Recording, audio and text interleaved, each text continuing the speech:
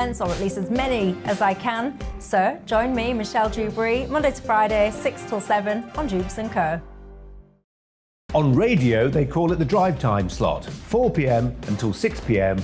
as listeners head home. It's that part of the schedule when the dust of the day's events begin to clarify, and we try to make sense of it for you. Brazier is drive time for radio and TV. It's fast, it's punchy, it's opinionated, there's a Brazier angle and a little bit of levity. That's the question. That's two questions, actually. That's Brazier, Monday to Thursday, 4 till 6 on GB News.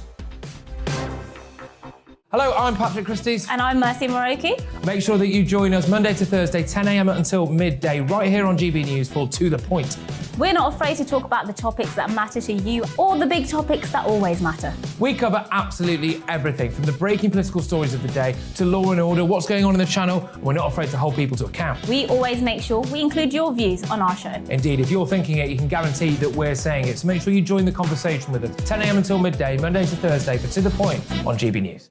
I'm Dan Wootton. Join me Monday to Thursday from 9 to 11 for the feistiest and most fun news debate on TV, where free speech reigns. I'll bring you a sharp take on the day's biggest stories, bombshell newsmaker interviews, and A-list guests. And I guarantee you, no spin, no bias, no censorship, and no reason to go to bed. That's Dan Wootton tonight, Monday to Thursdays from 9 on GB News.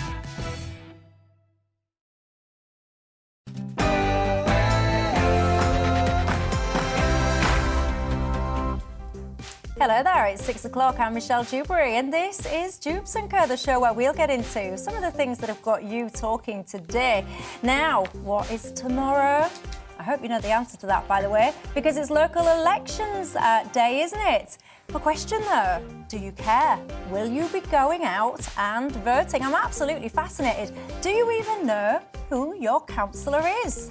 I want to get into that one because I have a little suspicion that the turnout might not be that great after all. And comedian Dave Chappelle has been attacked on stage in Los Angeles last night. What on earth is going on? It got me wondering, why are we all so offended these days? I would hate to be a comedian. I'd be absolutely terrified about what can I say, what can't I say, who am I going to offend, am I going to get attacked, and on it would go. Luckily, I'm not a comedian. Plus, calls for a windfall tax are louder than ever, given BP's results yesterday. What do we think to this? Personally, I would say that on paper at least, BP didn't even make a profit. So why are these calls getting louder and louder?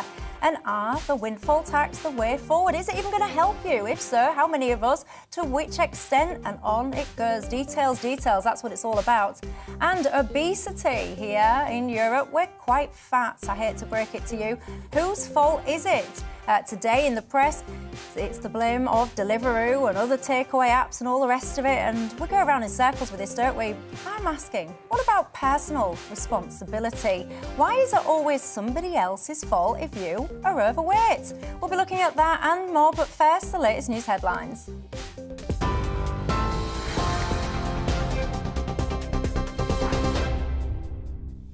Good evening, I'm Tamsin Roberts in the GB newsroom. Boris Johnson says he's confident he has the right agenda for the country as he faced questions over the cost of living. The Prime Minister insists the UK is better placed than it was during the economic crises of the 80s and 90s. It says the cost of our food shop went up 3.5% last month, according to the latest figures from the British Retail Consortium. The best future for the country is get through the tough patch that we have now, support people in any way that we can. But remember, this is, we're now seeing a lot of employment and people in high-wage, high-skilled jobs. That's a much better position to be in than we were in the 1980s or 1990s.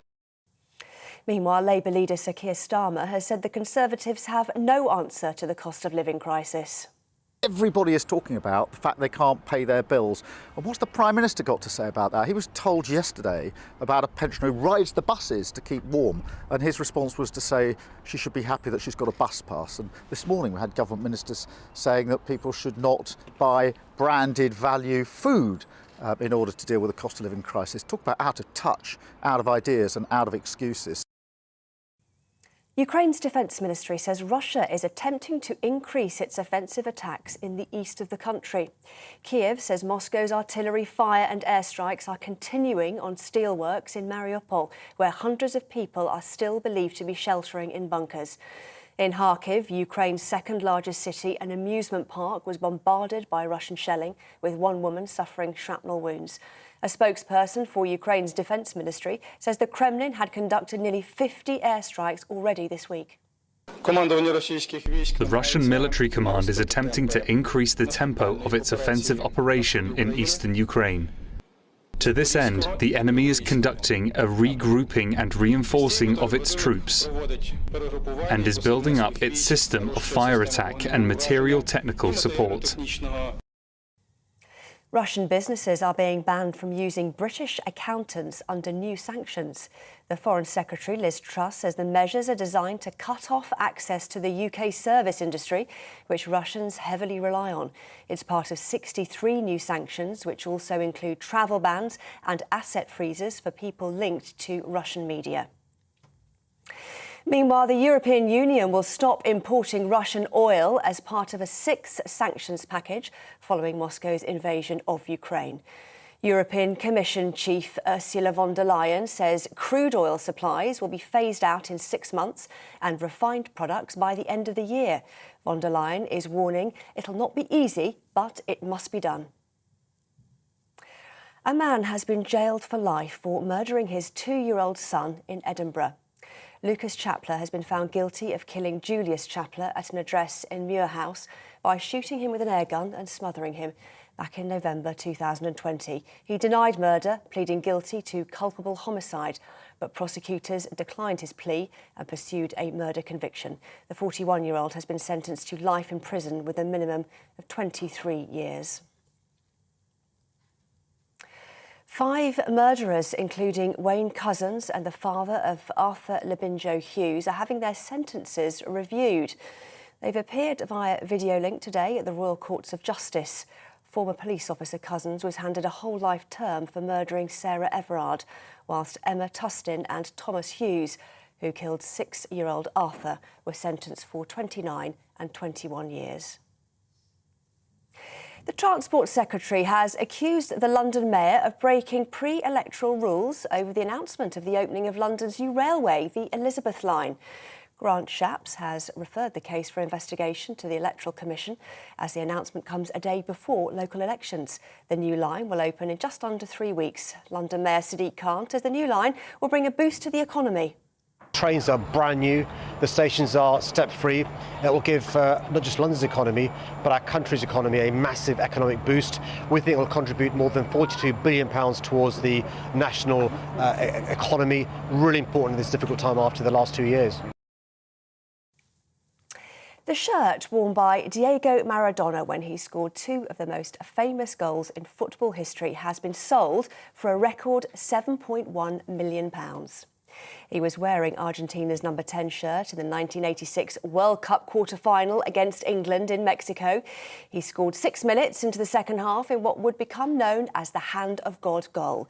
England midfielder Steve Hodge kept the shirt after the match and put it up for auction. TV, online and DAB Plus radio. This is GB News. Now it's back to Michelle and Dewbs Co.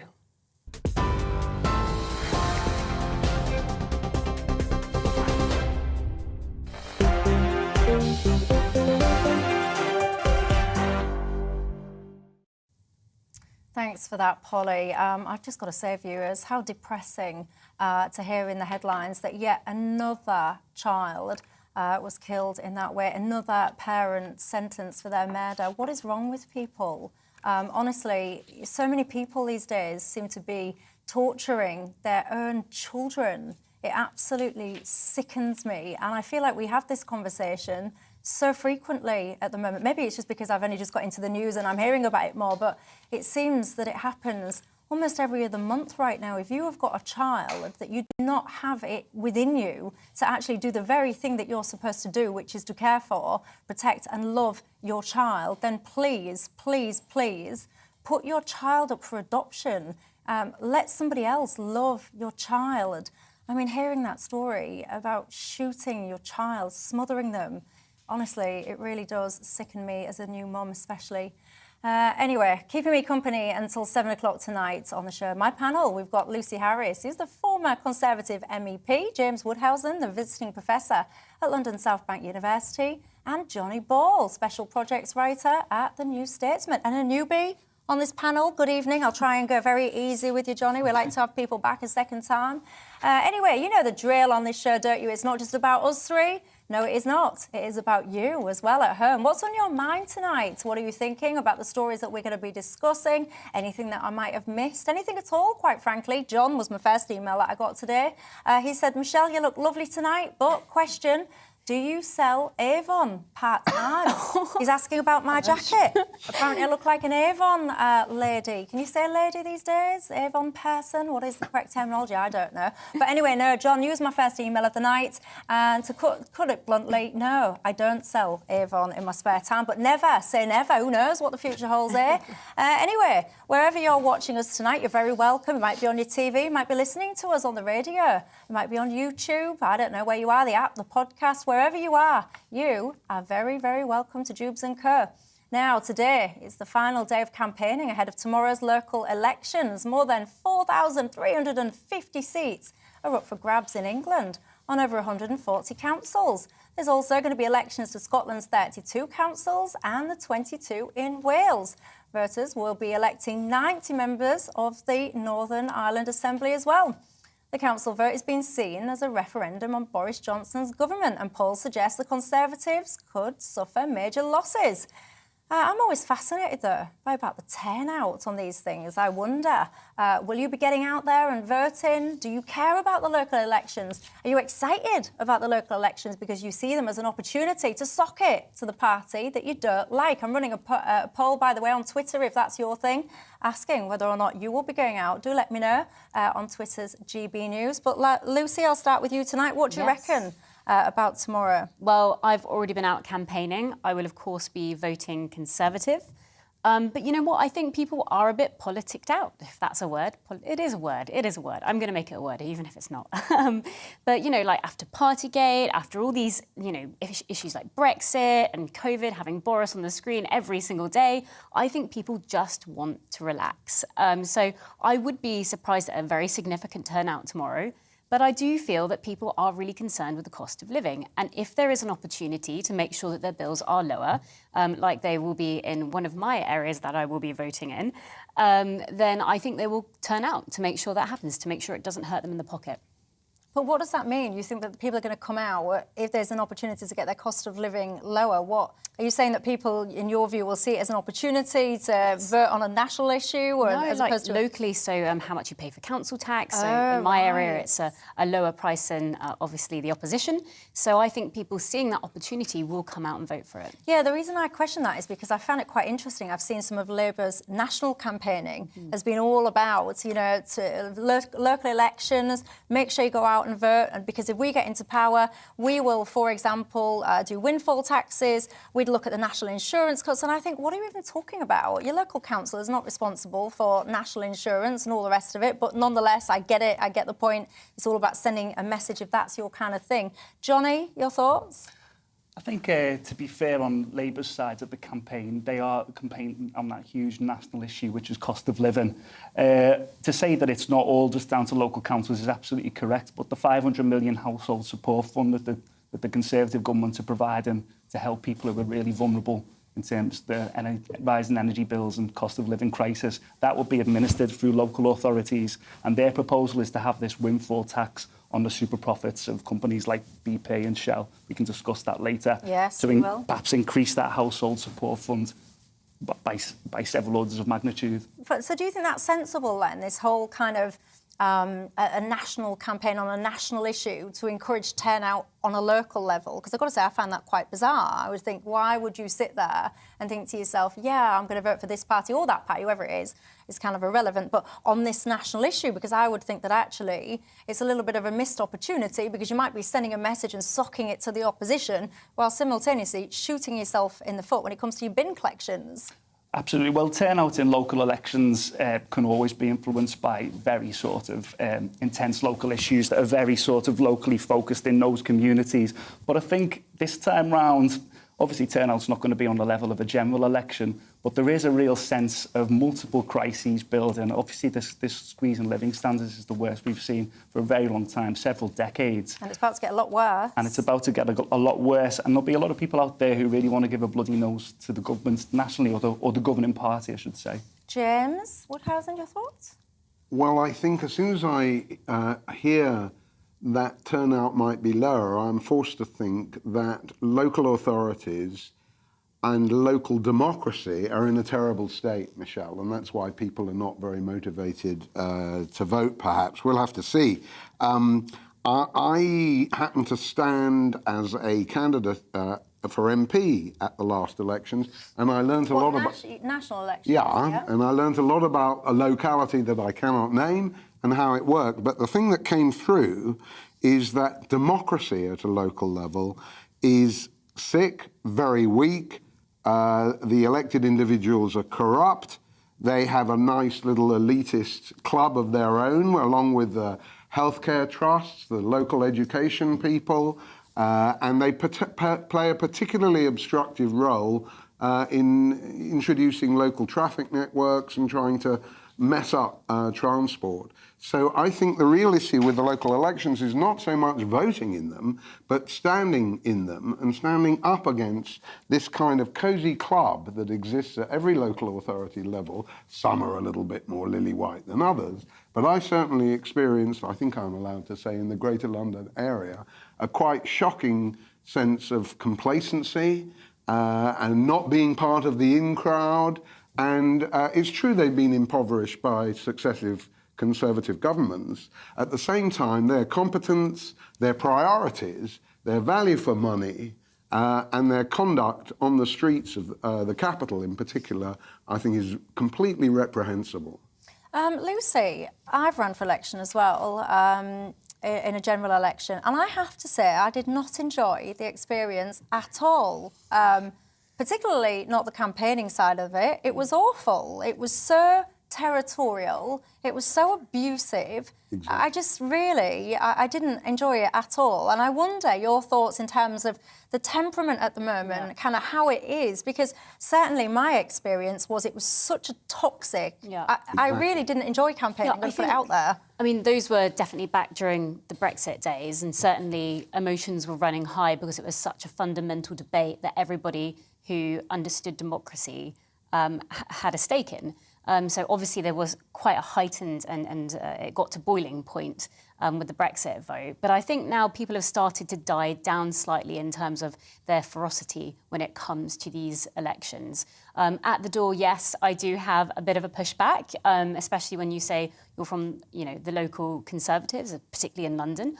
But, that's not to say there isn't room for manoeuvring. I think people are starting to realise that there is a debate to be had when their bills are being affected and the Tories have a solution locally. Therefore, a conversation can happen. But you're absolutely right. I think there's a morals and an economic argument. When it comes to morals, people are, or values, people get heightened with their emotional responses to politics. When it comes to economics, I think there's a chance to have a conversation. I think you're going to find a lot of emotions tied up this autumn at a local and national level. Are you getting a big response from Partygate on the doorstep? Not really. I think people are fed up with what they see as, Labour and Tories constantly having a fight, and they don't want to have it. They want to talk about issues. They want to talk about things that matter to them. Because if you think about it, a lot of the Partygate stuff is artificially pushed. It's pushed by people in the media that have an agenda. Ordinary people want their personal opinions and their things that they care about pushed to the forefront of the agenda. And people might say, Lucy, you're just trying to get rid of something that's highly toxic for the Conservative Party. I'm not. People want to set the agenda. They don't want the media to set the agenda. I certainly think the bread and butter issues are going to matter more to how people vote in the ballot box. But let me just echo what you were saying, James, about some of the issues around local democracy and how it's been successively sort of immiserated by sort of decades of governments of every stripe, actually, in terms of the powers they have, but also the money they have. And also the people they have. And the people, of course. I mean, my local authority you know, it's a sort of it's a one-party state effectively, and that affects the governance of it, and has really affected the governance of it of late. Do you mean just at a local level? It's a one. At a local level, it's effectively it has a very tiny opposition. Is it like what Derek's just written in and said? I'm in Wigan, Michelle, and you could put a turnip up for election. His words, not mine. You could put a turnip up for election with a red rosette, and it would get in. Well, I'm in a similar place not far from Wigan, where, yeah, absolutely, anyone in a red rosette is effectively going to win. And there are all sorts of problems on a local level. But one of the things... Let me ask you why you think that is. What is that about, do you think? Irrespective of which party it is, it's kind of irrelevant, but that kind of deeply kind of ingrained, you can almost guess the outcome before it even happens. Where do you think that comes from? Well, I think for my specific place, I mean, it's different for every place, but my specific place has quite a long memory of how it suffered under the last sort of 40 years of Conservative government, particularly in the 1980s. There was a particularly high unemployment rate on Merseyside. Industry was leaving at a rate of knots. There was a whole sort of move towards containerisation on the docks that started in the 60s. So really past resentment. Past resentment, and that has really sort of gathered and built up and continued to But at present what point, day. because I found this quite fascinating, the kind of tribal division, and it is steeped so often in history, it's often passed down through different generations. You know, you don't vote for this party because back in the day they did X, Y and Z to your granddad or whatever it was. And then I think, isn't there a point, though, where you kind of go, you know what, the past is in the past. We've had this particular council, whoever it is, for X amount of time. My city, my town, whatever it is not in great shape right now. So actually, I do want to give it a chance. And I just think that is the kind of tough thing that the party, whichever party it is that's in the, you know, the minority, has got to try and cut through. It's not just about policies. It's not just about, it's almost historical, reputational resentment. Well, I think there is a lot of that. And I mean, the rise of identity politics at a national level can only confirm some Liverpudlians, not you, Johnny, in the view that, you know, their borough or whatever it is more important than anybody else's. You know, and I once spoke in Manchester, and the main opposition I got from the left was that I was from London. You know, so I think the scope for parochialism, if you can have such a oxymoron, Michelle, is enormous at local government level, and the scope for popular cynicism is enormous. It's all from a different era. The funding, the amounts of the funding, the organisation, the competence, the skills, even the pay, and some councillors or some officials are way overpaid.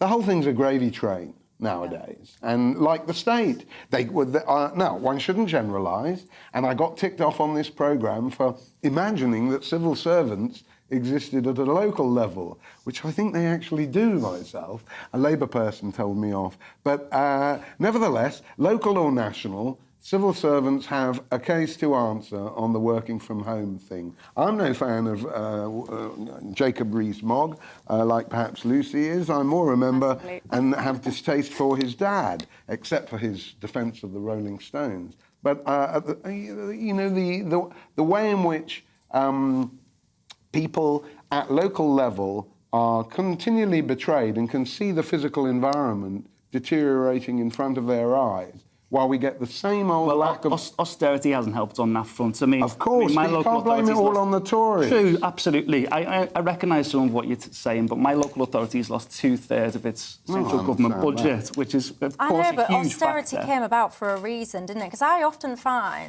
always find it interesting when people start a story at chapter 2, so they'll start saying austerity did all this and all that and all the other, which I don't dispute, by the way.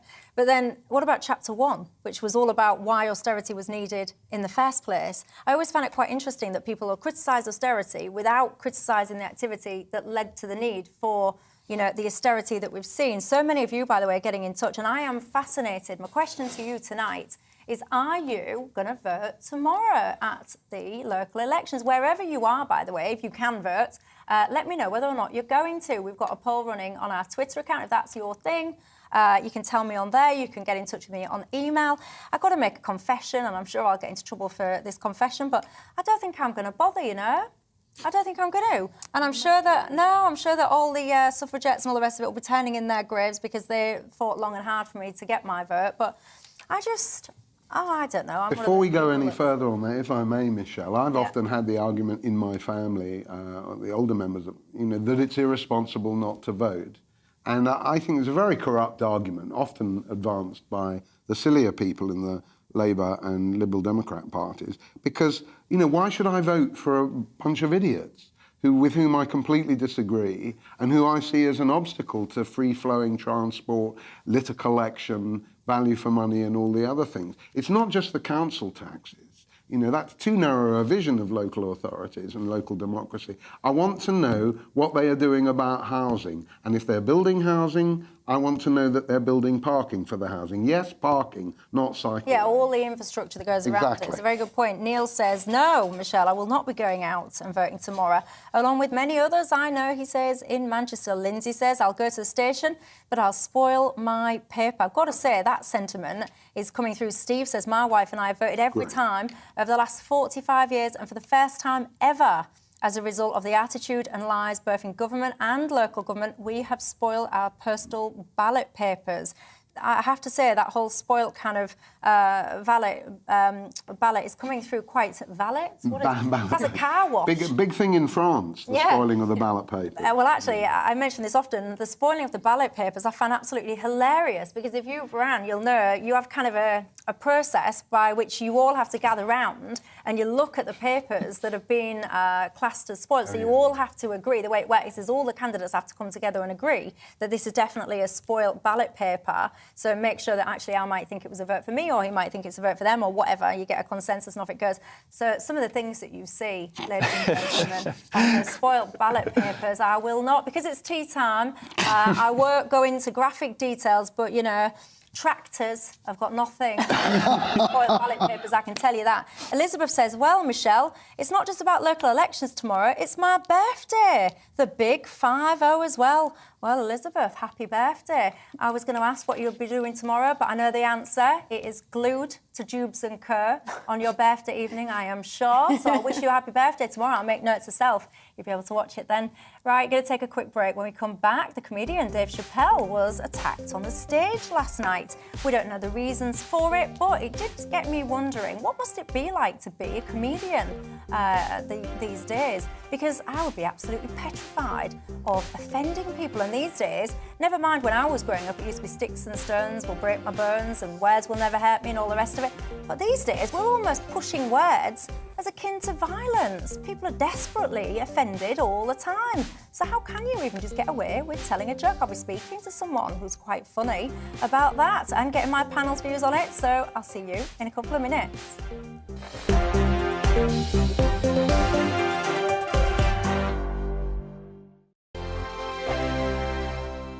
Hello, I'm Michelle Dewberry, and you can join me every weekday 6 till 7 on Dewbs Co. Me and my panel will get stuck right into the day's events, and I can tell you, in fact, I can warn you, expect some robust debate, some strong opinions and perspectives from both sides of the fence. It's about you at home as well. I love to read out all of your comments, or at least as many as I can. So join me, Michelle Dewberry, Monday to Friday, 6 till 7 on Dewbs Co. On radio, they call it the drive time slot, 4 p.m. until 6 p.m. as listeners head home. It's that part of the schedule when the dust of the day's events begin to clarify, and we try to make sense of it for you. Brazier is drive time for radio and TV. It's fast, it's punchy, it's opinionated, there's a Brazier angle and a little bit of levity. That's the question. That's two questions, actually. That's Brazier, Monday to Thursday, 4 till 6 on GB News. Hello, I'm Patrick Christie's. And I'm Mercy Moroki. Make sure that you join us Monday to Thursday, 10 a.m. until midday, right here on GB News for To The Point.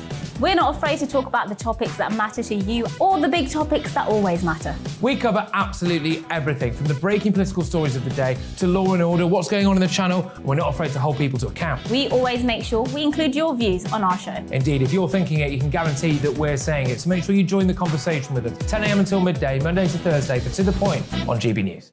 I'm Dan Wootton. Join me Monday to Thursday from 9 to 11 for the feistiest and most fun news debate on TV, where free speech reigns. I'll bring you a sharp take on the day's biggest stories, bombshell newsmaker interviews, and A-list guests. And I guarantee you, no spin, no bias, no censorship, and no reason to go to bed. That's Dan Wootton Tonight, Monday to Thursdays from 9 on GB News. Coming up on The Mark Steyn Show, MP Sir Christopher Chope joins to discuss his sponsored vaccine damage bill. Are internet service providers now taking a leaf out of Twitter's book when it comes to censorship? Conservative woman editor Cathy Gingell has evidence to throw into the ring. Plus, as the EU debates further sanctions on Russian energy, we are joined by world-leading expert Professor Thane Gustafsson to discuss what this means for the geopolitical landscape and household bills. All that and more on The Mark Steyn Show at 8 o'clock.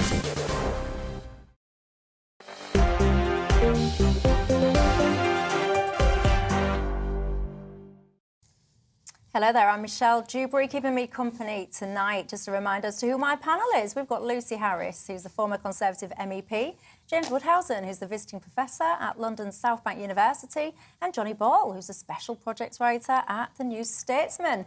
Now, you might have seen some videos about this, but there was a disturbing incident in Los Angeles last night when the comedian Dave Chappelle was attacked during a performance.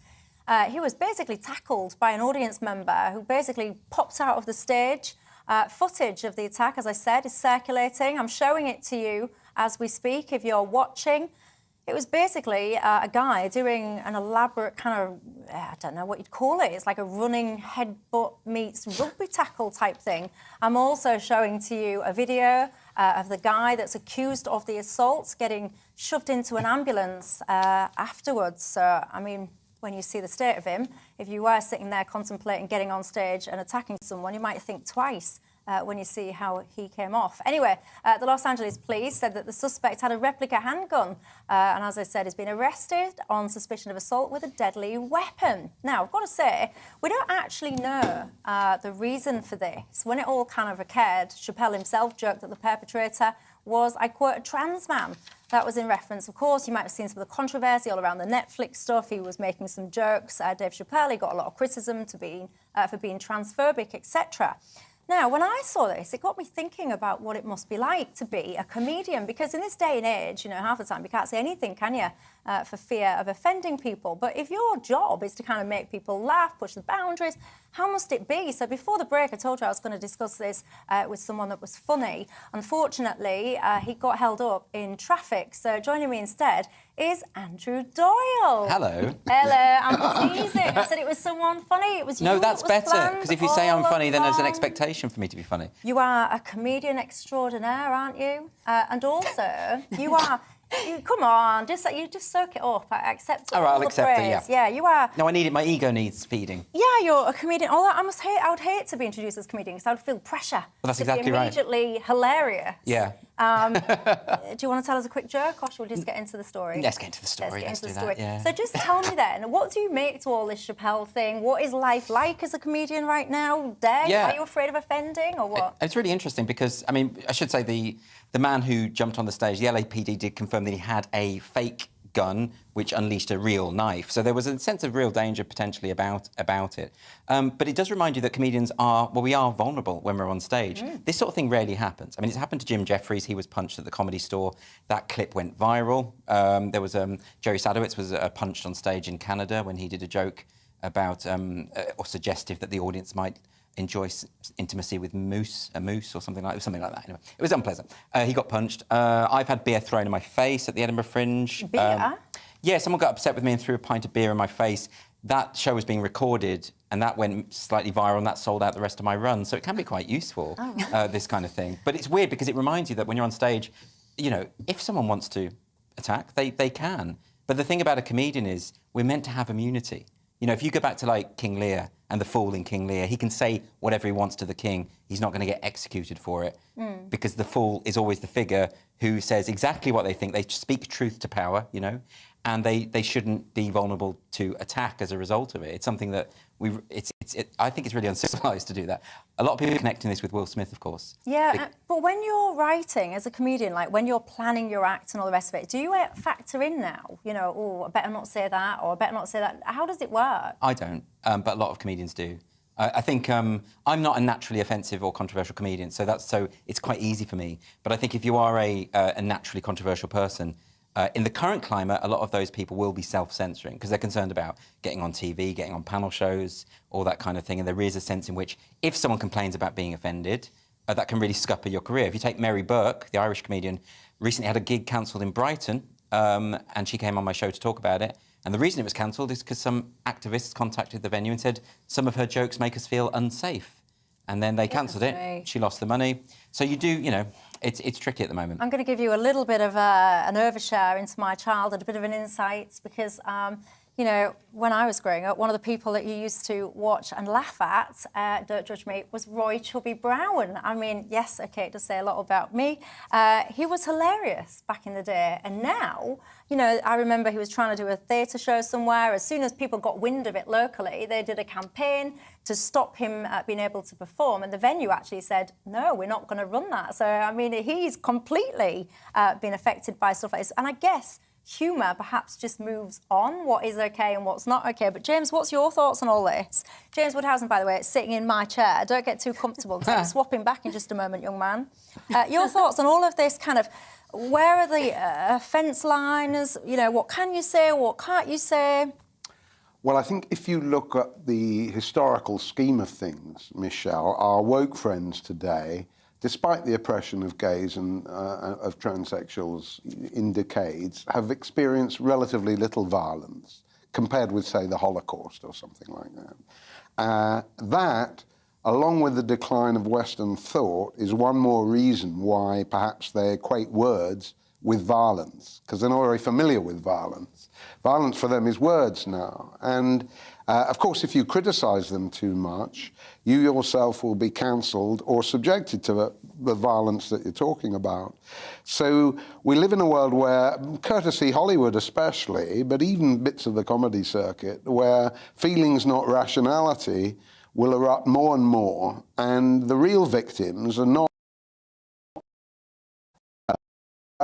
so much as debate, comedy, free speech, democracy, just a few minor matters like that. So it's a really, really worrying trend, and it goes much wider than comedy, as I'm sure Andrew would accept. Yeah, and Lucy, I kind of worry that this is, you know, we're just at almost like the tip of the iceberg, because coming through, we seem to have a new generation who, to me anyway, it's almost like, you know, they seem always offended. You know, everywhere, all of these institutions are catering for kind of triggers. You've got safe spaces here, you've got warnings there, you've got censorship, deplatforming. So I worry about what we're going to do to the next generation then, because you're wrapping them up in bubble wrap in case they hear a word that might upset them. Yeah, I think people are taking things way too personally these days. And I think it's due to a lack of goodwill, not most towards the comedians, but in general, when we debate things, there's a lack of goodwill. It's a lack of seeing your sparring partner as merely in that moment you're debating ideas, whereas they see it as almost like a fight to the death. Who can get the platform and who can dominate that platform and establish their way of thinking as the modus operandi going forward. But I am more worried about this concept of disposable talent. This way of thinking about comedians or singers or people in TV. If they do one thing wrong, then they're completely disposed of. And then we lose generations of amazing talent because of one joke. And that's what I'm really concerned about. And by the way, Johnny, these kind of jokes that Lucy's alluding to, often what it can be is something that someone once upon a time said 10 years ago on a Twitter account that's then being kind of excavated from the past, shoved onto a platform, highlighted, taken out of context, and bashed, used to bash the person over the head. Look at what an awful person this person is, because when he was 15, this is what he said. And people go along with it. It's absurd. Well, I do think the whole thing is massively amplified by Twitter. I actually think it's a minority of people who want to get rid of all kind of edgy comedy or any kind of comedy with any kind of perceived offence. I think it's a small minority of people who think that those things should be banned, but that tiny minority is just given a huge platform on social media, and actually their influence is bigger than their numbers. But if you look at actually Dave Chappelle's act, if you actually watch his Netflix special, which caused all that controversy last year, his actual whole position on the whole issue, the transgender issue, yeah, he has little digs and stuff, but it's actually a lot more nuanced than the tiny little out-of-context quotes that were used and sort of blown up around social media as if he was sort of advocating violence, and that's literally not what the set's about. That's not his routine at all. But one good thing for him, I think he's going to get some more good material out of this attack. He already came back on stage and made a joke about it already. So, yeah, he did. Yeah. James, did you want to come in? Well, nuance is not the strong point of people who, you know, throw punches and so on. But again, if I may take the historical perspective, you look at Lenny Bruce. You look at Mel Brooks, who said that, you know, comedy is puncturing politically correct balloons. I'm trying to find it on the internet where he said that, but that's how he defined comedy. Bit narrow, I can run with it. So if you look at the greats in comedy, you know, offensive wasn't in it, you know, and you look at Warren Mitchell in Till Death Us Do Part, you know, you can't publish these kinds of people nowadays. What censorious is the atmosphere. What I like about you is your sophistication. You're quoting all of these very interesting comedians, and I'm sat there referencing Roy Chubby Brown. Make of that what you will. We need a joke. We can't finish this off Yes, without that's a very good point. I Come on, introduced you Andrew. as a very funny man, Andrew, so I was just about to say finish us off with a joke, but... Well, the problem is that jokes only work in context in a comedy club when everyone's a bit drunk and Oh, cigarettes. go on, you know. don't be modest. Just give us a little one. You're not drunk? Andrew, I can give you my favourite one right now. Let's hear yours. Okay, so I could tell you a vegan joke, but I promise it won't be cheesy. There you go. And I'm cancelled. Now you can see Michelle's not happy with that. I told you context is everything. That would have killed at the Comedy Store. Well, no, I'm just offended because I'm a vegan. I'm not really.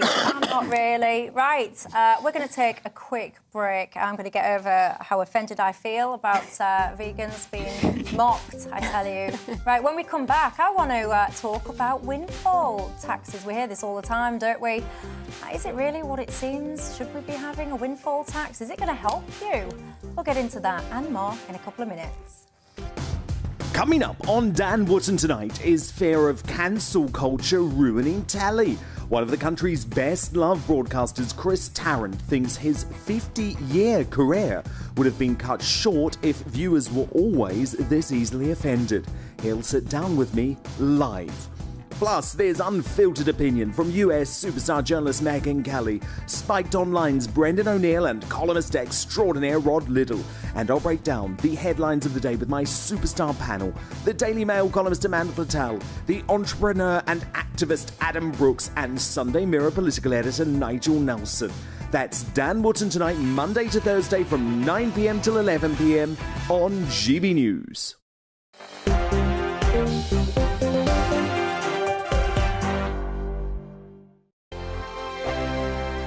Hello, I'm Michelle Dewberry, and you can join me every weekday 6 till 7 on Dewbs Co. Me and my panel will get stuck right into the day's events, and I can tell you, in fact, I can warn you, expect some robust debates, some strong opinions and perspectives from both sides of the fence. It's about you at home as well. I love to read out all of your comments, or at least as many as I can. So join me, Michelle Dewberry, Monday to Friday, 6 till 7 on Dewbs Co. On radio, they call it the drive time slot, 4 p.m. until 6 p.m. as listeners head home. It's that part of the schedule when the dust of the day's events begin to clarify, and we try to make sense of it for you. Brazier is drive time for radio and TV. It's fast, it's punchy, it's opinionated, there's a Brazier angle and a little bit of levity. That's the question. That's two questions, actually. That's Brazier, Monday to Thursday, 4 till 6 on GB News. Hello, I'm Patrick Christie's. And I'm Mercy Moroki. Make sure that you join us Monday to Thursday, 10 a.m. until midday, right here on GB News for To The Point. We're not afraid to talk about the topics that matter to you or the big topics that always matter. We cover absolutely everything, from the breaking political stories of the day to law and order, what's going on in the channel. We're not afraid to hold people to account. We always make sure we include your views on our show. Indeed, if you're thinking it, you can guarantee that we're saying it. So make sure you join the conversation with us, 10 a.m. until midday, Monday to Thursday, for To The Point on GB News. I'm Dan Wootton. Join me Monday to Thursday from 9 to 11 for the feistiest and most fun news debate on TV, where free speech reigns. I'll bring you a sharp take on the day's biggest stories, bombshell newsmaker interviews, and A-list guests. And I guarantee you, no spin, no bias, no censorship, and no reason to go to bed. That's Dan Wootton Tonight, Monday to Thursdays from 9 on GB News. Millions of people across the UK are heading to the polls in a vital test of Boris Johnson's premiership. This isn't just about Westminster, these are local elections. A chance for you to decide how your community is run. We'll be talking to senior politicians, election analysts, our team of reporters around the country, and of course, to our team here in the studio. And we'll have comprehensive coverage of the elections to the Northern Irish Assembly. That's the UK Votes 2022 from 10 a.m. on Friday morning here on GB News, the People's News Channel.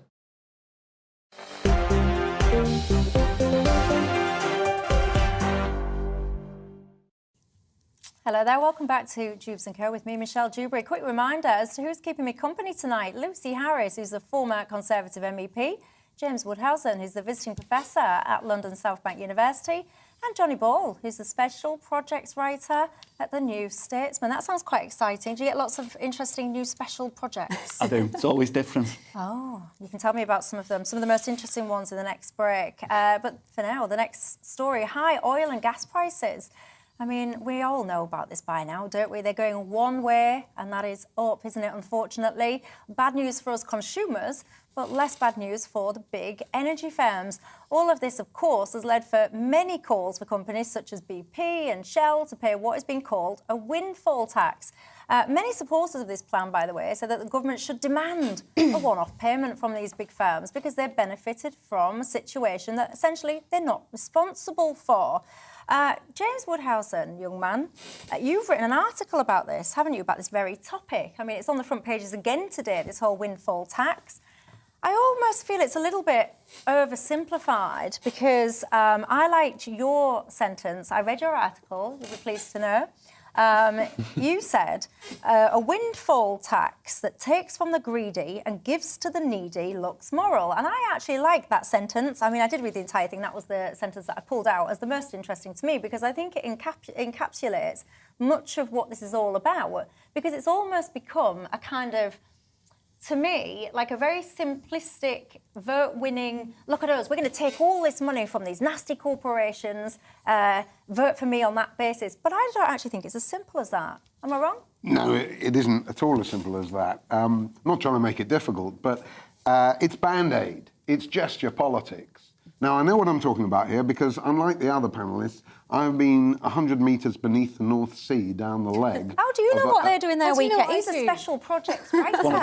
Yeah, got to be in a special project. If you holiday in the North Sea 100 metres beneath it, then good luck to you because I wouldn't recommend it to anybody. And what that brings out is that energy prices are not just a matter of avarice on the part of Shell or BP. I nearly got sued by Shell for what I wrote. It's not just a question of taxing and spending. It's not just a question of supply and demand. It's how innovative and how recent is the investment that they are making to lower prices, take advantage of technological moves forward, and generally supply reliably affordable energy. That hasn't been the case for the past 20 years. The situation's so bad, we can't rectify it very fast. All we can know is that the popular solutions with Labour and other people for lots of home insulation, if you look at the Obama administration, they managed to insulate 1 million homes in 3.5 years. So if you do the maths on Britain's 25 or more million households, it's going to take us about a century to follow that route. So we must concentrate on energy supply. That's really important.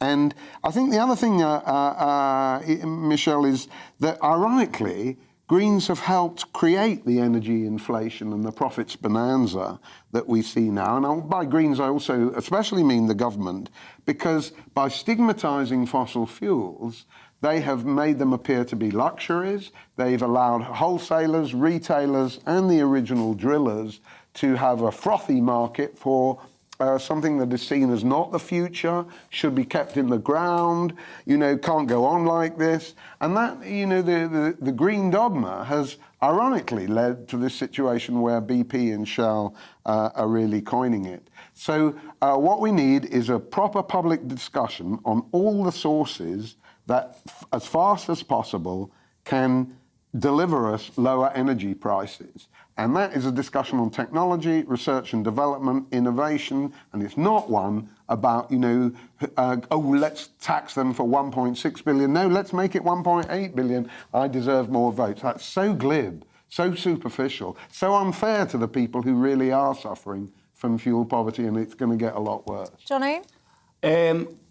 I think the problem is with that, James. I'm gonna signal my virtue now and come out in favour of a windfall tax. I didn't say that. I agree with elements of what you're saying. The problem is that people are suffering. So you think BP should get a windfall tax? Well, BP have doubled their profits in their quarterly earnings that they've announced. They've doubled their profits, and their chief executive. I would dispute that, because actually they wrote down a huge loss for I'll simplify it, their shares in Russia. Rosneft. So actually, when you look at it on paper, essentially they didn't.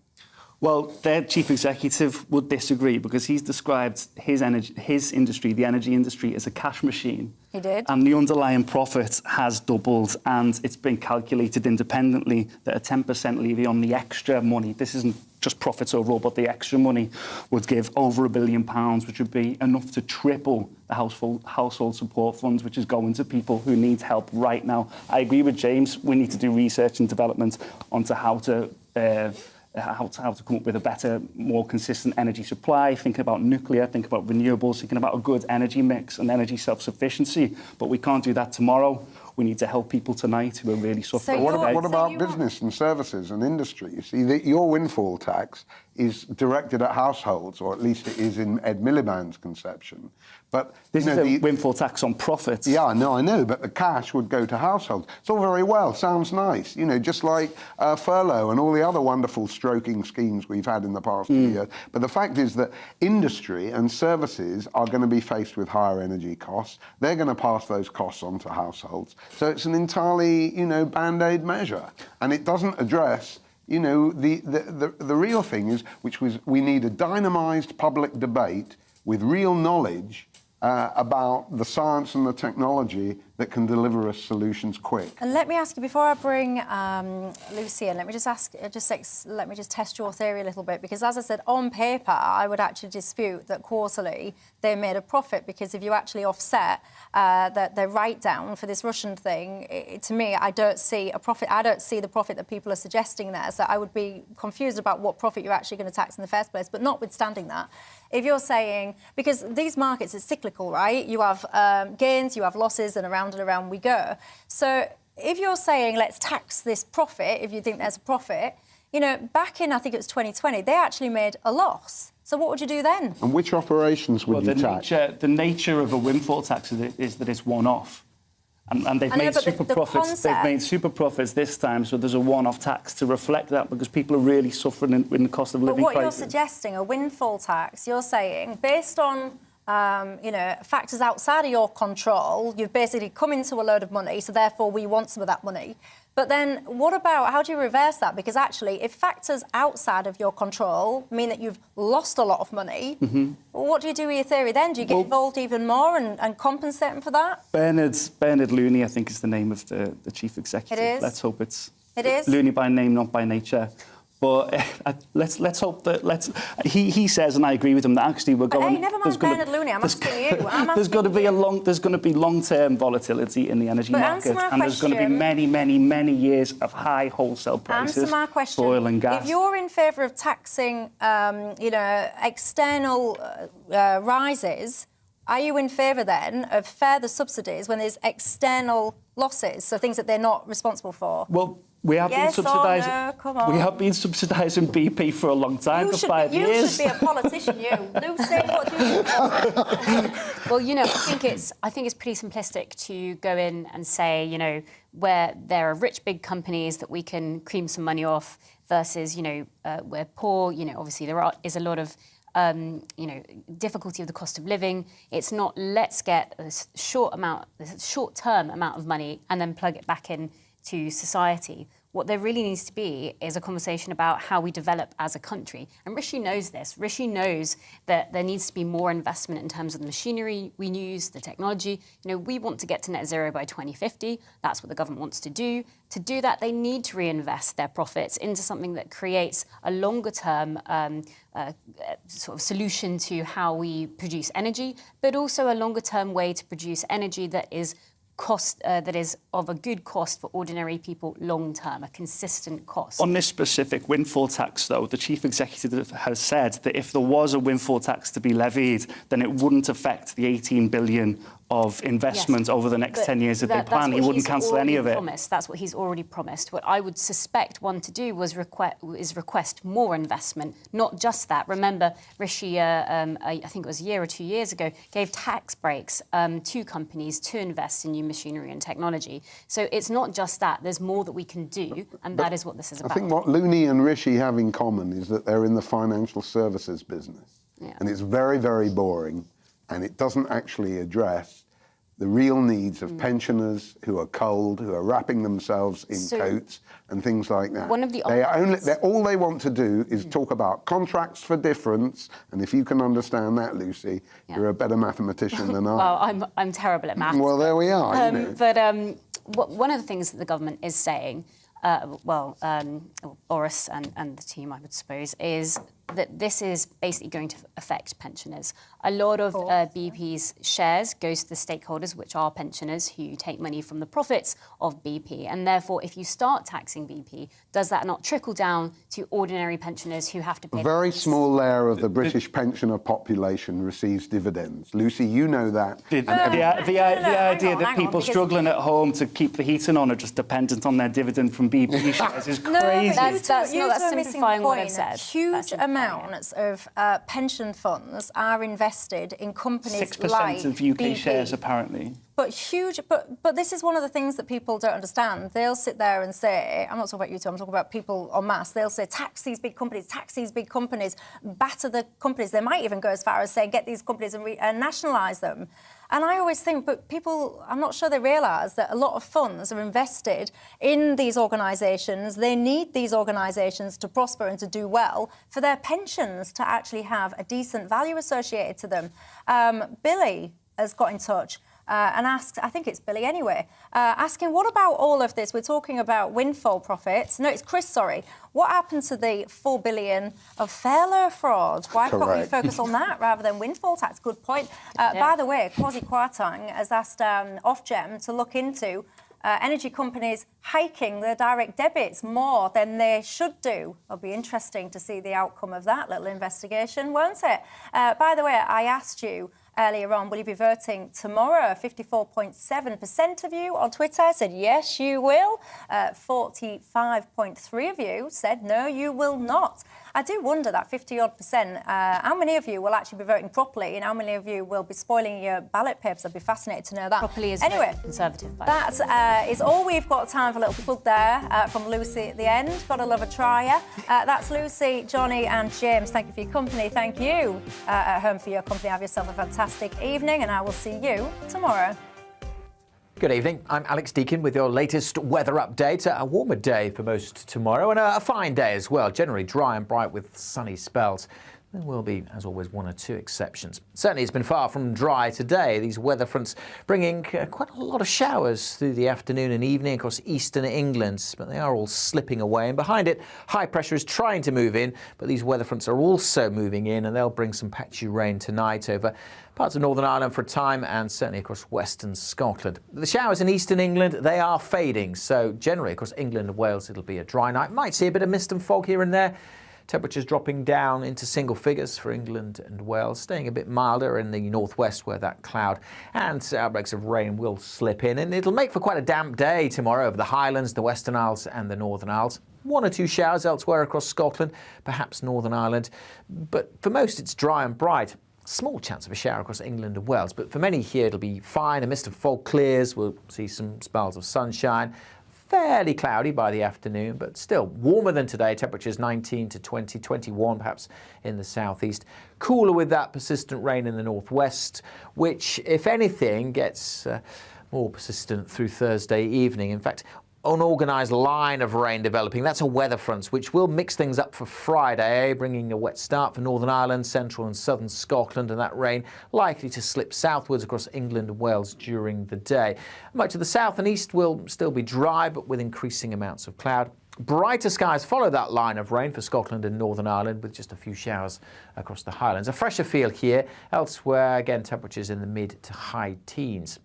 That line of rain is a weather front which will track southwards during Friday, but then it tends to clear away as we head into the weekend and high pressure moves back in, and this high looks like bringing most of us a fine, bright, dry weekend and signs of things warming up next week.